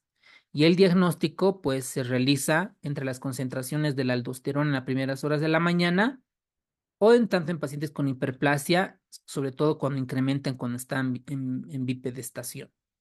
También la resonancia, la tomografía de alta resolución pueden identificar tumores de hasta 0.3 centímetros y mostrar el tumor en las glándulas suprarrenales en una capacidad de diagnóstica del 90%. También hay otros estudios, ¿no? Como por ejemplo el gamagrama suprarrenal con yodo metil 19 norcocolesterol, que puede estar marcado con yodo 131 y pueda darnos el diagnóstico de que puede haber un adenoma productor o una hiperplasia suprarrenal. Lo mismo pasa con el test de supresión de la dexametasona. Y el tratamiento, como es un adenoma, hay un tumor que produce este tipo de alteraciones, es quitar, ¿no? Es la adenomectomía, la suprarrenectomía unilateral y el paciente ya está curado, ¿no? Porque la causa de la hipertensión arterial secundaria, pues ya la tenemos resuelta. Y el síndrome de Cushing, ¿quién no ha visto un paciente mujer, gordita, ¿no? En cara de en luna llena? Y pues esta se debe por un excesivo síntesis de cortisol, que puede ser TSH dependiente o no TSH dependiente. Y en este tipo de pacientes van a tener hipertensión un 75 al 80%. Entonces, ¿cómo la vamos a diagnosticar? Con supresión nocturna de dexametasona. ¿Ok? Muy bien. El feocromocitoma, ¿no? Miren, yo la verdad nunca he visto un paciente, a no ser en Doctor House, en esas series, algunas veces muestran, ¿no? Pacientes de feocromocitoma, pero en la vida real la verdad es que nunca la he visto. Probablemente los endocrinólogos alguna vez hayan visto feocromocitomas. Entonces, ¿qué es lo que se sabe? Por teoría, se sabe que estos pacientes es un varón que se queja de cefalea y lo que debemos de hacer es medir las catecolaminas en orina y en plasma. Y si diagnosticamos dicho feocromocitoma, hay una subespecialidad, ¿no? Cirugía endocrinológica, creo que se denomina, en Brasil, México, Estados Unidos, pues esos se encargan de extraer, extirpar este tipo de tumores endocrinos. ¿Ok? Después tenemos otra, las formas mendelianas raras de la hipertensión. Es que la verdad, estas nunca las han preguntado, incluso ni siquiera en exámenes internacionales como en Europa, Estados Unidos, ¿no? Porque sabemos que esto ya es más de un especialista, subespecialista. ¿Ok? Entonces voy a nada más mencionar algunas, por ejemplo. Vamos a vernos acá, por ejemplo, de la deficiencia de la 11 beta hidroxiesteroide deshidrogenasa. Este tipo de pacientes tienen exceso de mineralocorticoides, es decir, aumento en la función de la aldosterona. Si un paciente tiene aumento de la función de la aldosterona, tiene hipocalemia, hiporreninemia e hipoaldosteronemia. ¿Ok? Entonces, en este caso, pues, tener en cuenta. En síndrome de Liddle, tienen hipocalemia con hiporreninemia y en algunos casos pueden reportarse con hipoaldosteronemia en ese tipo de pacientes. Ahora, luego tenemos otras causas, ¿no? Que ya la hemos visto, como por ejemplo SAUS, coartación de aorta, hipercalcemia, fármacos. Esta es la misma imagen que la vimos previamente, solo que está clasificada en hipertensión monógena porque está alterada solamente un tipo de enzima, por ejemplo, en este caso la 17-alfa-hidroxilasa, que disminuye las hormonas sexuales y de cortisol. Aquí tenemos el defecto de las enzimas suprarrenales que pueden generar algunas de estas hipertensión arterial sistémica resistente al manejo, como por ejemplo la que vimos, la deficiencia de la 11-beta-hidroxilasa, la deficiencia de la alfa-21 hidroxilasa que van a generar alteraciones en el cortisol y la aldosterona. Muy bien. Ahora, dentro de la hipertensión monógena son pacientes que la verdad es que nunca las he visto, probablemente aquí el nefrólogo pueda ver ese tipo de pacientes. Lo que debemos recordar para el examen es porque hay una activación, ¿no? De los conductos de sodio que son sensibles a a la amilorida, ¿no? Esto en la nefrona, lo que habíamos explicado previamente, y el tratamiento para el síndrome de Liddle es con la amilorida. ¿Ok? Y en el paciente con embarazo, algunas tienen tendencia a tener hipertensión, proviene de la activación del receptor mineralocorticoide por la progesterona. Otra es la fisiopatología de la preeclampsia y eclampsia, ¿no? Que es súper interesante. Ahora, ¿qué vamos a hacer cuando un paciente llega con presión alta? Primero tenemos que saber desde cuándo está hipertenso, qué tratamiento está recibiendo, cuáles son los antecedentes de hipertensión y enfermedades cardiovasculares, qué factores de riesgo tiene, cómo se manifiesta, si tiene alguna manifestación clínica, laboratorial de hipertensión secundaria, ¿no? Entonces, en este caso, por ejemplo, antecedente de nefropatía, ¿no? Nos ayuda a ver que la causa de la hipertensión fuera renal. Cambio de aspecto, debilidad muscular. La debilidad muscular en el tema de hipertensión casi siempre se relaciona con hipocalemia, señores. Crisis de diaforesis puede ser un feocromocitoma. Palpitaciones, aumento del sistema adrenérgico. Temblores, lo mismo. Ronquidos, que nos hacen sospechar que tenga SAOS, ¿no? Síndrome de obstrucción apnea del sueño, ¿no? Fármacos, manifestaciones de daño a órganos, ¿no? Si tuvo embolias, apoplejía, angina, infarto y otros, ¿no? Comenzamos a revisar al paciente. Y tomamos la presión arterial de ambos brazos. Tomamos la presión arterial de supino y de pie. Hacemos un fondo de ojo para ver cómo está el papil, la retina y demás. Los pulsos femorales y pedio. Si vemos soplos vasculares y abdominales. Hincapié en el sistema cardiovascular, datos de falla cardíaca e hipertensión secundaria. En laboratorio, ¿qué le vamos a pedir? Creatinina, NUS, electrolitos, examen general de orina, excreción de albúmina. En la parte de endocrino le pedimos todos los electrolitos, sodio, potasio, cloro, calcio y el perfil tiroideo, TSH, T3, T4. Metabolismo, glucemia en ayunas, colesterol, HDL, perfil lipídico, triglicéridos y otros, ¿no? Y aquí nos importa el electrocardiograma y aquí una radiografía de tórax. ¿Ok? Muy bien. El tratamiento, con eso terminamos, señores. El tratamiento se divide en manejo farmacológico y en manejo no farmacológico. Siempre a los pacientes que tienen compresión alta les explico, ¿no? Ustedes igual les deben explicar, ¿no? El manejo de la presión arterial es como un automóvil, ¿no? El automóvil tiene sus cuatro ruedas, ¿no? Y, por ejemplo, vamos a inventarnos acá. Uno es el tratamiento no farmacológico. Digamos, acá le vamos a poner la dieta. Acá le vamos a poner el ejercicio. En el otro lado, no sé, el enalapril. Y en el otro lado, las comorbilidades, ¿no? Tratar las comorbilidades. Si tu paciente no hace ejercicio, o sea, una llanta no funciona del automóvil, no, fácilmente le decimos, ¿no? ¿Podría andar un automóvil sin eficientemente, sin una llanta? Pues te va a contestar, no, esto es lo mismo, ¿no? Si solamente ese ejercicio no toma su medicamento, no va a funcionar. Si toma solamente su medicamento, no realiza ejercicio, no hace dieta, igual no va a funcionar. Ambos se hacen un sinergismo. Y dentro del estilo de vida está tener un índice de masa corporal menos de 25. Si el señor viene hoy con un índice de masa corporal 35, a los 3 meses tiene 40, no funciona, pues un mal paciente, te va a hacer quedar mal nomás, ¿no? No porque es indisciplinado, no estudia, le vale, ¿no? Pues ya su vida, ¿no? Sus cosas. Tiene que tener una disminución sal de mesa menos de 6 gramos, ¿no? Menos de 6 gramos. Eso debe de consumir. Y tampoco tú le vas a decir, señor, tiene que consumir menos de 6 gramos de sal al día. Le dirás, pues, por ejemplo, en una cucharilla, ¿cuántos tendrá? Ya ustedes van a calcular, ¿no? Por ejemplo, una cucharilla, en lo que nos servimos el tecito, el café, ¿no ve? ¿Cuántos gramos de sal tendrá? 5. 5, 6. Entonces, tú al paciente, cuando le dices, señor, señora, usted debe de consumir sal menos de una cucharilla, te va a decir, pues esto no lo va a poder, pero es poco a poco, ¿no? Pero ese es el objetivo, de consumir menos de 6 gramos de cloruro de sodio al día. ¿Por qué el sodio? Porque por la precarga, el volumen intravascular que ya comentamos.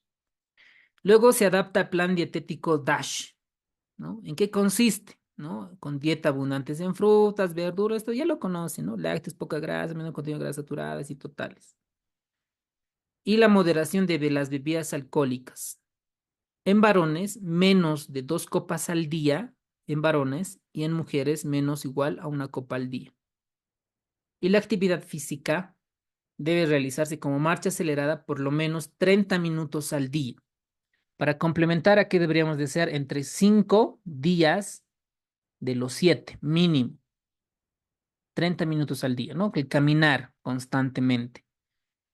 Por ejemplo, no, pero yo al día camino 3 horas y los demás días no camino porque no tengo tiempo. No funciona, ¿no? Si uno dice camino 20 minutos, tampoco funciona.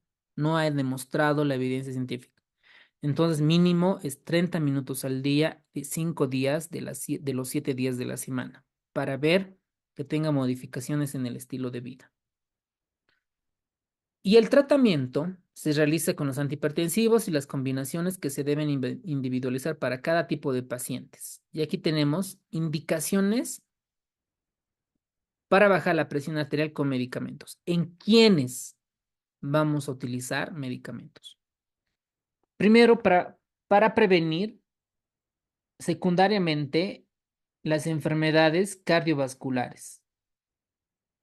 Y todos los pacientes que tengan cardiopatía, ¿ok? Falla cardíaca, stroke y tengan una presión arterial sistólica más de 130 o la diastólica más de 80, tiene indicación de bajar la presión arterial con medicamentos. Clave, señores. Clave, clavísimo. Para la prevención primaria es en pacientes que más o menos tienen un riesgo cardiovascular más o igual al 10%, además de 130-80. Y para la prevención primaria de enfermedad cardiovascular y bajo riesgo cardiovascular, ahí la presión arterial se eleva a más de 140-90 para tratar la hipertensión. Entonces, estos datos, señores, es clave para iniciar tratamiento antihipertensivo. Ahora, ¿cuál es el objetivo? Ahí está la clave. ¿Cuánto debo disminuir? Primero, tener un objetivo menos de 130-80. Ese es el objetivo. Entonces, tiene tu paciente, ¿no? Tiene una presión arterial de 140-90, le estás dando losartán. Entonces, te va a decir, doctor, ¿y cuánto debería medir mi presión? ¿Cuánto debería de estar? La respuesta es, su presión arterial debería de estar menos de 130-80 milímetros de mercurio. Ese es el objetivo. Y disminuir el riesgo cardiovascular a 10 años, ¿no? Mayor o igual al 10%. Y aquí tenemos algunas excepciones en quienes se debe permitir un poco la presión arterial alta. Esto yo preguntaría en el examen. Pacientes que tienen más de 80 años, ¿ok? Pacientes que previamente no han sido tratados de hipertensión, cuya experiencia hayan tenido isquemia, ¿no? Que han tenido un TIA, y ahí el objetivo podría estar en menos 140-90. O que tengan terapia, o que se realice un tratamiento agudo, la mayoría de los pacientes ya sean en urgencias o en emergencias, en esos pacientes se le puede mantener un poco la presión arterial alta. Y cuando veamos emergencias y urgencias, hay objetivos claros para ese tipo de conductas, para esos casos. Ahora, dentro del tratamiento, vamos a comenzar con los diuréticos y con esto terminamos. Dentro de estos diuréticos, tenemos la familia de las tiazidas. Estos lo que van a hacer es inhibir la bomba de sodio cloruro. Como yo sé fisiopatológicamente que el aumentar el cloruro de sodio, la sal, aumenta la osmolaridad, aumenta la precarga y por ende aumenta la presión arterial, lo que voy a hacer con los diuréticos tiacídicos es inhibir, eliminar por los riñones la sal, ¿no es cierto? voy a eliminar sodio. Y indirectamente tiene vasodilatadores, ¿no? Funcionan como vasodilatadores. Estos efectos hipotensores adicionales se combinan con beta bloqueantes, YECAs y otro tipo. Entonces, ¿cuáles son los medicamentos de elección acá? Las tiacídicos. ¿Por qué? Porque eliminan sodio. ¿Cuál de estos es el más indicado? La hidroclorotiazida. La hidroclorotiazida. ¿En quiénes vas a tener cuidado? En pacientes que tienen diabetes, hiperuricemia, gota e hipocalemia. En esos pacientes se debe tener precaución de usar la hidroclorotiazida. ¿Cuándo usamos furosemida? Usamos furosemida sobre todo en pacientes agudos, ¿ok? En pacientes agudos, ¿no? En urgencias, en anestesio, en terapia intensiva y usamos furosemida. Y la precaución es que igual, ¿no? Lo mismo la hipocalemia, se debe tener cuidado, porque también jala potasio. Entonces, la hipocalemia nos puede generar arritmias cardíacas. Luego tenemos otros que son los antagonistas de la aldosterona. Por ejemplo, acá tenemos la espironolactona. Ahora, como sé que, por ejemplo, pacientes tienen tendencia a la hipocalemia, voy a usar diuréticos ahorradores de potasio. Entonces ahí tenemos la espironolactona. Por eso está indicado, por ejemplo, en el hiperaldosteronismo primario, porque va a eliminar potasio. Y se debe tener cuidado en hipercalemia e insuficiencia renal. La espironolactona, por ejemplo, un paciente que tiene lesión renal aguda con una tasa filtrado glomerular menos de 30 está contraindicado. Y los diuréticos que retienen potasio, la milorida, el triamtereno, ¿no? Y también se debe tener cuidado en pacientes con lesión renal e hipercalemia, por la misma fisiopatología. Luego tenemos el sistema renina-angiotensina-aldosterona, sobre todo los YECAs y los ARAs, ¿no? Por ejemplo, aquí tenemos en su mayor representante el enalapril, los sartán, o si quieren candesartán más. Entonces, estos los que más nos van a ayudar es a disminuir la función del sistema de renina-angiotensina-aldosterona, pero la mayoría o un 15% van a tener tos seca, sobre todo con el enalapril, con los YECAs. Y esto nótense, por favor, háganse un flashcard. ¿Cuántos o qué porcentaje los que tienen o los que usan YECAs tienen tos seca? Es 15%. Y menos del 1% angioedema. Preguntas muy detalladas. Los que van a postular a residencias muy peleadas, como, no sé, que solo tengan un puesto, dos puestos, dermato, gastro, neurocirugía, estos datos tienen que saber para diferenciarse del montón. Y obviamente los efectos adversos de los YECAs y ARAs es la hipercalemia y el hipoaldosteronismo. Y el aliscren es un inhibidor no competitivo de la renina, pero en la práctica diaria y las guías no están recomendadas porque los ensayos clínicos aleatorizados no tenemos Las chapis, que ¿no? disminuyan los eventos cardiovasculares de manera importante. De aquí tenemos las dosis, ¿no? El captopril, antagonista de la angiotensina y los sartán. Otros más o menos damos 50 miligramos vía oral cada 12 horas. Y se debe tener en cuenta que están contraindicadas en insuficiencia renal, estenosis de ambas renal, de arterias ambas renales y la hipercalemia. En resumen, es que los YECAs y los ARAs se debe tener cuidado cuando existe lesión renal, doctores. Lesión renal y en pacientes con hipercalemia. Importante. Muy bien. Las antagonistas de la aldosterona ya comentamos la espironolactona. Los beta bloqueadores. En pacientes, por ejemplo, que tienen hipertensión y tienen algún problema cardíaco, es importante indicar beta bloqueantes. Y los beta bloqueantes se dividen en el cardioselectivos, no selectivos y ambas combinaciones. Dentro de los cardioselectivos tenemos el atenolol y el metoprolol. Y los no selectivos, el propranolol, pero esto es más para hipertensión portal.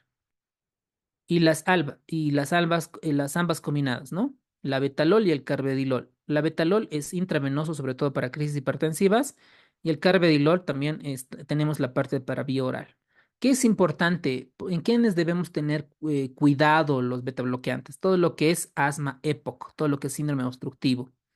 bloqueos auriculoventriculares de segundo o tercer grado y síndromes de disfunción sinusal. En resumen, el objetivo es que el paciente no tenga baja presión arterial por disminución de la frecuencia cardíaca. En esos pacientes debemos tener cuidado. ¿Ok? Entonces, estos pacientes hipertensos que tengan problema cardíaco, es excelente, les va los beta bloqueantes. Excelente. Por eso es que en sus efectos, además, puede controlar la angina, la disfunción sistólica, está indicado posterior a un infarto agudo de miocardio, taquicardia sinusal, taquiarritmias ventriculares, principalmente. Los bloqueadores adrenérgicos alfa, ¿en quiénes? En pacientes con hipertensión que tengan problemas de la próstata. ¿Ok? HBP. En esos pacientes van muy bien este tipo de casos. Entonces, veamos casos selectivos, ¿no? Los antagonistas alfa, tenemos el prazosine, doxazosine y el terazosine. Entonces, un paciente que tenga hipertensión, además problemas en la próstata, va muy bien estos fármacos. Y en pacientes no selectivos, ¿no? O sea, antagonistas alfa no selectivos, sobre todo en pacientes con feocromocitoma. Ahí tenemos la fenoxibenzamina.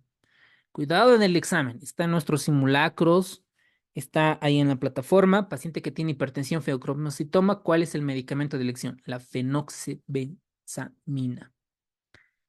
Y los simpaticolíticos, ya en la parte práctica solamente se usa una, ¿no?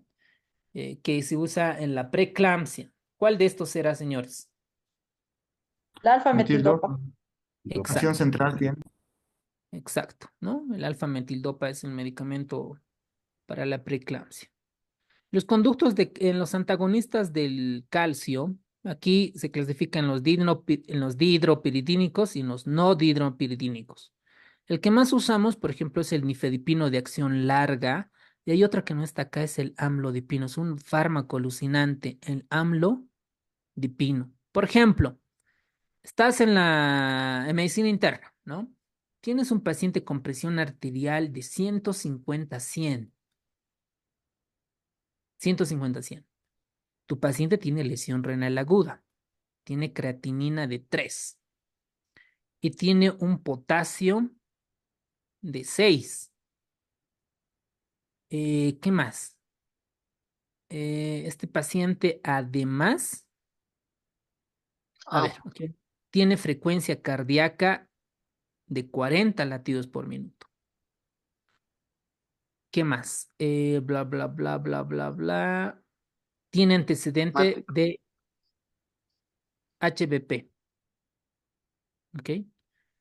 Entonces la pregunta podría entrar así, ¿no? Un paciente con 150-100 de presión, tiene creatinina de 3, potasio de 6, 40 de latidos por minuto, tiene HBP. ¿Qué antihipertensivo le darías? ¿No? Inciso A, enalapril. Inciso B, hidroclorotiazida. Inciso C, a ver, aquí tenemos un fármaco, le vamos a poner prazosin o terazocin.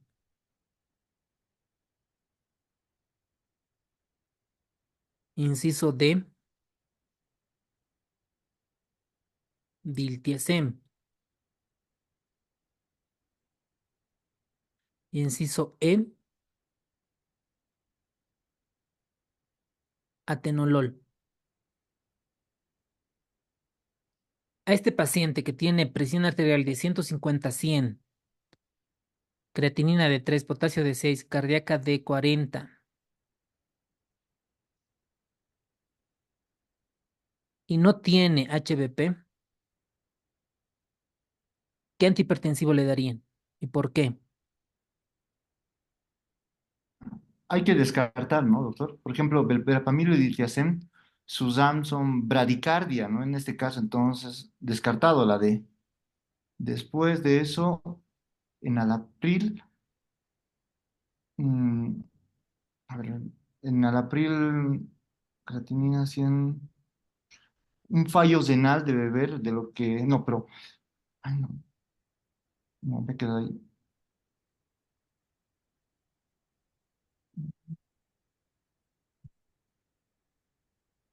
Si tiene hiperplasia prostática benigna o algún problema prostático, entonces sería el de acción, ¿cuál es esta? La terazacin, la que mencionó, el alfa bloqueante que mencionó. Menciona que no tiene No, chido. hiperplasia No prostática. presenta HPV. Por el potasio yo me Para mí inclinaría sería por lo la ideal el hidroclorotiazida. labetalol. Tiene Para mí bradicardia. sería más.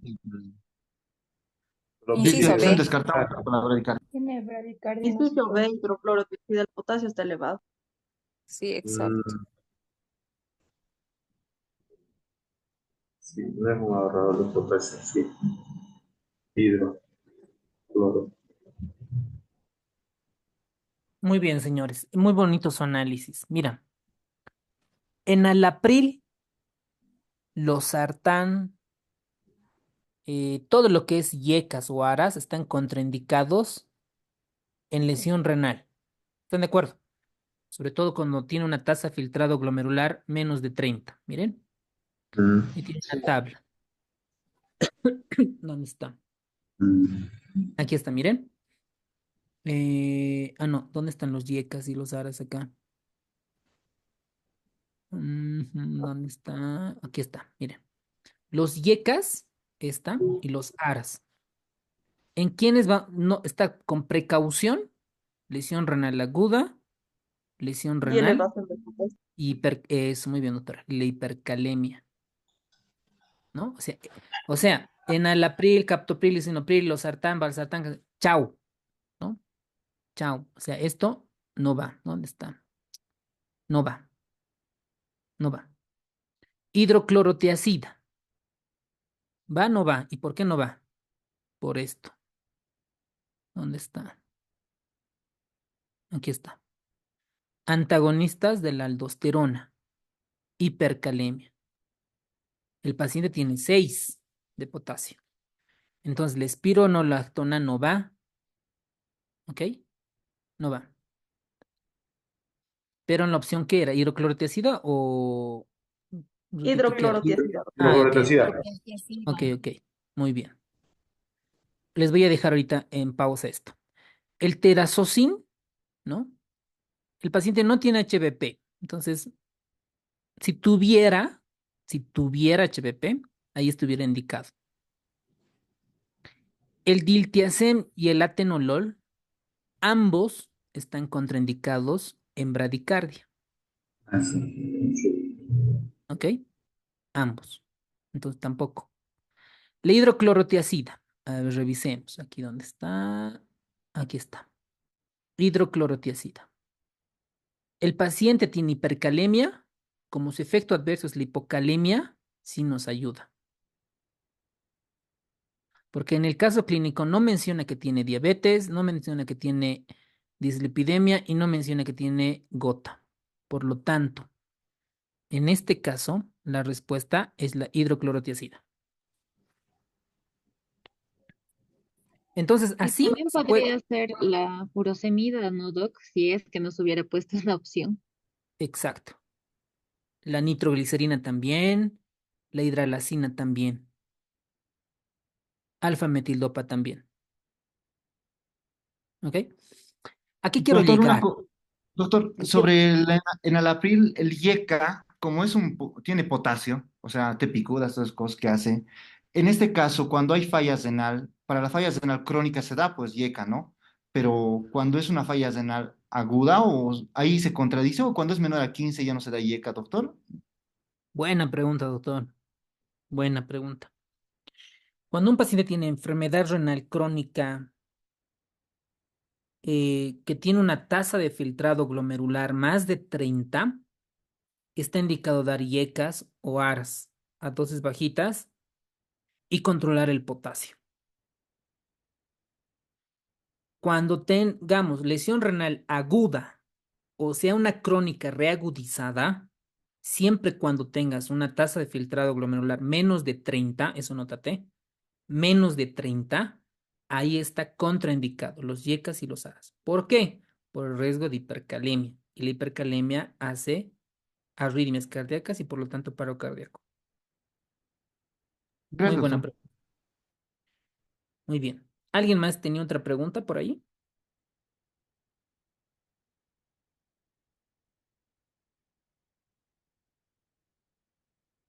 Ok. Entonces, El amlodipino, doctor, el amlodipino, ¿por qué lo escribió? porque este medicamento es lo que tenemos en nuestro medio. Por ejemplo, cuando un paciente tiene lesión renal, tiene hipercalemia, tiene bradicardia, ¿no? O tiene taquicardia, el medicamento que nos queda es amlodipino. Y en terapia intensiva usamos mucho amlodipino, ¿no? Que clásico, un paciente tiene 150, 100, pero sabemos que tiene lesión renal, sabemos que por la lesión renal hace hipercalemia, a momentos hace taquiarritmia o bradiarritmia, el mejor medicamento para bajar la presión es amlodipino. Y la dosis máxima es de 10 miligramos, ¿no? Viene de 5 miligramos y de 10 miligramos. Un antihipertensivo genial para el área de medicina interna, pacientes internados. ¿Ok? Porque te preguntan, ¿no? Doctor, mi familiar tiene presión alta, ¿qué le puedo dar? Pucha, pero no sé si tiene lesión renal, no sé si tiene diabetes, no sé si tiene bradicardia, no sé si tiene HBP, amlodipino. Han debido escuchar, hay algunos médicos que es sublingual, ¿no? El nifedipino. Por ejemplo, antes, cuando yo era internito, daban mucho nifedipino sublingual, ¿no? Tiene presión alta, no le está doliendo la cabeza, está con cefalea, nifedipino sublingual. Pero lo que se ha demostrado es que el nifedipino sublingual baja tanto la presión, o sea, es tan potente, te baja la presión arterial que te puedes infartar tanto el corazón como el cerebro. Tiene más riesgo que beneficio, porque baja muy rápido la presión arterial, es muy potente. Para eso podrías usar nitroglicerina, pero tendrás que internar a tu paciente, ¿no? Instalar una línea arterial y controlar bien la presión para que no suceda eso. Entonces el amlodipino les va, es un tipo práctico, ¿ok? O sea, es un tip práctico.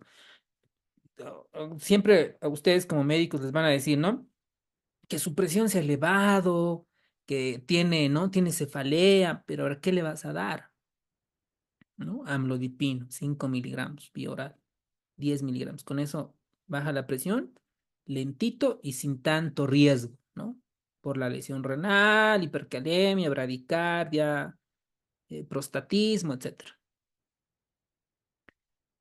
¿Sí? ¿Está bien? Muy bien. Sí, doctor. Ok, vasodilatadores directo y hidralacina, ¿no? Aquí en nuestro medio la verdad es que no utilizamos mucho. La hidralacina, sí, ¿no? En España, en México, sobre todo en México, sí, ¿no? Utilizábamos hidralacina sobre todo en pacientes posoperados de cirugía cardíaca.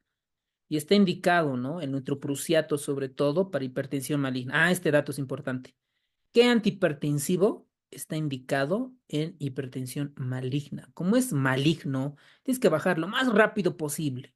¿Y cómo se maneja, con qué medicamento bajas de manera inmediata? Con nitroprusiato, ¿no? Esto es ya en cuidados intensivos, ¿no? Muy bien, eso es, señores, con relación aquí es un poco de comparaciones, un poco de estudios, nada relevante para el examen, ¿ok? Muy bien, señores, con esto hemos terminado la clase.